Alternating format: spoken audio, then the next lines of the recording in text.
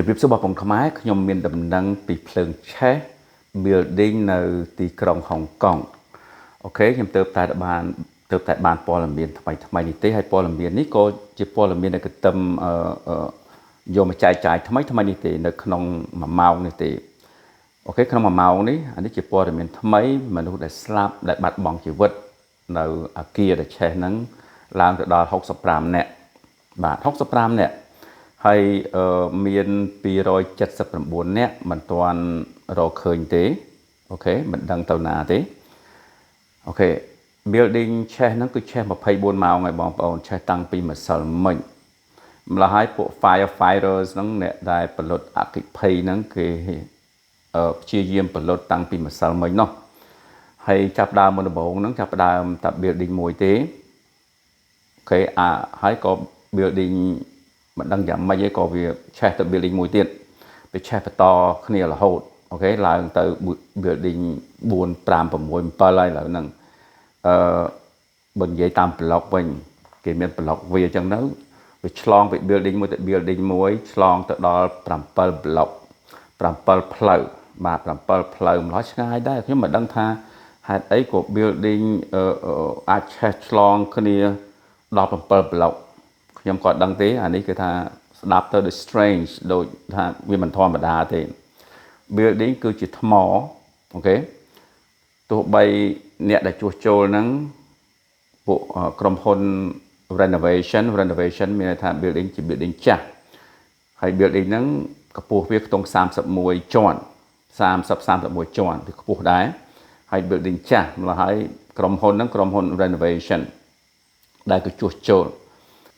ជួនតាមឯកសារដែលខ្ញុំយកមកទេគឺអាចដើរដែលគេដាក់តគ្នាឡើងជួសជុល building ហ្នឹងគឺវាប្រើ bamboo អូខេប្រើដើមឫស្សី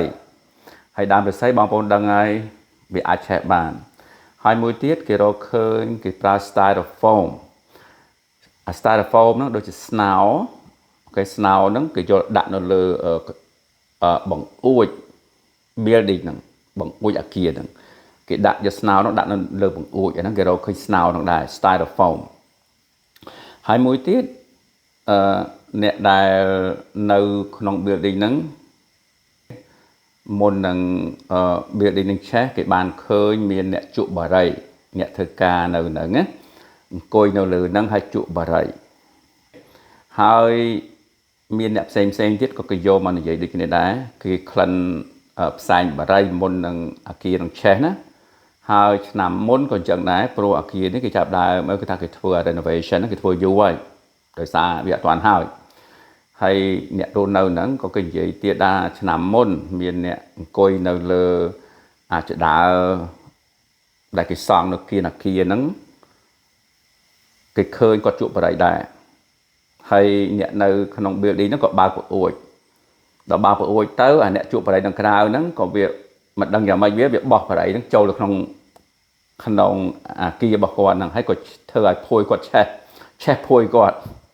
ហើយម្ល៉េះរឿងជក់បារីនេះវាមានភ័ស្តុតាងព្រមមានម្នាក់គេបានថតដែរគេថតឃើញបាទគេមាន photo ហ្នឹងថាអ្នកធ្វើការហ្នឹងគេជក់បារីក៏ប៉ុន្តែអត់ទាន់មានអ្នកណា confirm ថាbuilding នេះឆេះដោយសារស្អីទេ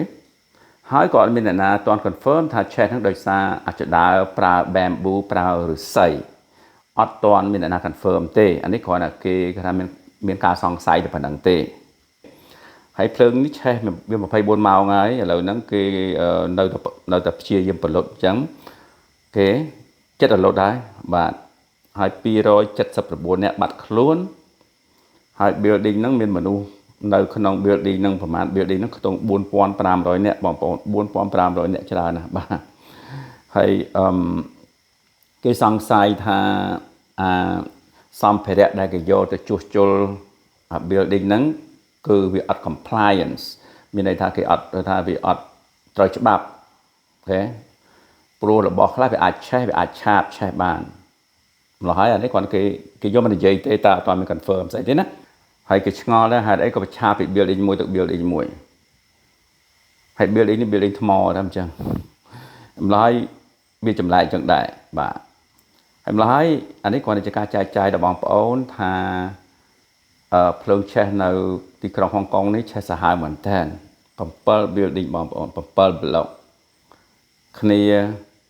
ឬក៏មនុស្ស65នាក់បាត់បង់ជីវិតអូខេឥឡូវនេះម៉ោងនេះបាទហើយគេក៏ចាប់director អ្នកកាន់កាប់អ្នកគ្រប់គ្រងក្រុមហ៊ុនដែលជួសជុលហ្នឹងគេចាប់2នាក់ហើយនឹងអ្នកធ្វើការម្នាក់ម្ល៉េះចាប់3នាក់ឥឡូវហើយគេចោទថា3នាក់ហ្នឹងគឺមានបំណងសម្លាប់មនុស្សបាទសម្លាប់មនុស្សគេចោទចឹងហ្មងបាទម្ល៉េះគេចាប់3នាក់ឥឡូវហ្នឹងហើយបើខ្ញុំមានអាប់ដេតអីផ្សេងទៀតខ្ញុំនឹងចែកចាយដល់បងប្អូនតែគ្រាន់តែឥឡូវហ្នឹង building ហ្នឹងគេផលិតបានសឹងតែ 100% ហើយ building 7មនុស្សខ្ទង់ 4,500 នាក់នៅក្នុង building ទាំងអស់ហ្នឹង building នីមួយៗខ្ទង់ 31 ជាន់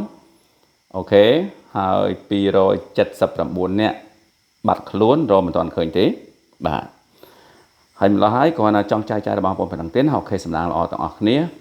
អូខេបាយបាយ